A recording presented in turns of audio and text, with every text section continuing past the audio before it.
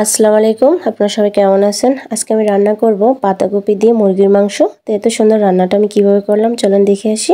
তো প্রথমত দিয়ে দিচ্ছি এখানে তেল, তারপর দিয়ে দিচ্ছি পেঁয়াজ কুচি, দিয়ে এটাকে ভালোভাবে নাড়াচাড়া দিয়ে ভেজে নিতে হবে। তারপর এর সাথে দিয়ে দিচ্ছি কিছুটা গোটা মশলা, এলাচ, দারুচিনি, তেজপাতা এগুলো দিয়ে আবার এটাকে ভেজে নিতে হবে। ভাজা হয়ে গেলে এখানে দিয়ে দিচ্ছি পরিমাণ মতো আদা রসুন বাটা, দিয়ে দিচ্ছি এখানে শিলপাটায় বাটা এলাচ, দারুচিনি যে মশলাটা আছে সবগুলো মশলা একত্রে নিয়ে আমি বেটে নিয়েছিলাম, সেই মশলাটা এখানে দিয়ে একটু ভালোভাবে ভেজে নিতে হবে অল্প একটু সামান্য পানি দিয়ে। তারপরে এখানে দিয়ে দিচ্ছি পরিমাণ মতো হলুদ গুঁড়ো, মরিচের গুঁড়ো, স্বাদ মতো লবণ দিয়ে খুব ভালোভাবে এটাকে কষিয়ে নিতে হবে। মশলা যত কষানো হবে রান্নাটা ততই মজার হবে।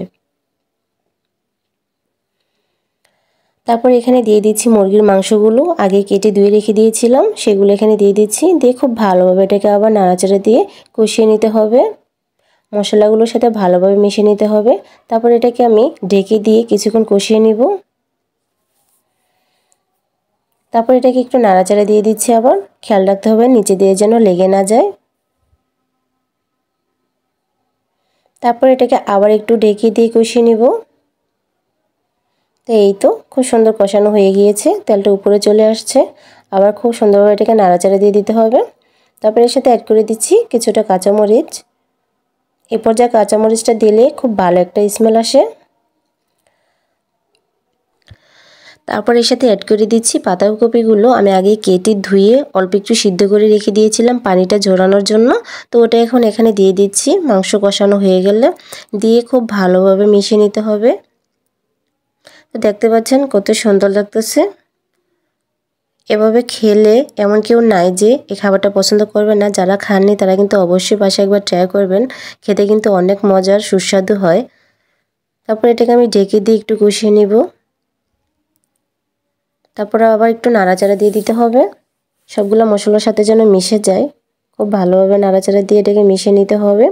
এরপর যে সামান্য একটু পানি দিয়ে দিতে হবে, বেশি পানি দিতে হবে না, পাতাকপি থেকে এমনিতে অনেক পানি উঠে আসে, সেজন্য অল্প একটু পানি দিয়ে এটাকে নাড়াচাড়া দিয়ে আমি একটু ঢেকে দিয়ে আর একটু রান্না করব। তো এই তো ফাইনালি খুব সুন্দর হয়েছে রান্নাটা, অলরেডি শেষ পর্যায়ে চলে আসছে। দেখতে কত সুন্দর ইয়ামি লাগতেছে, তাই না?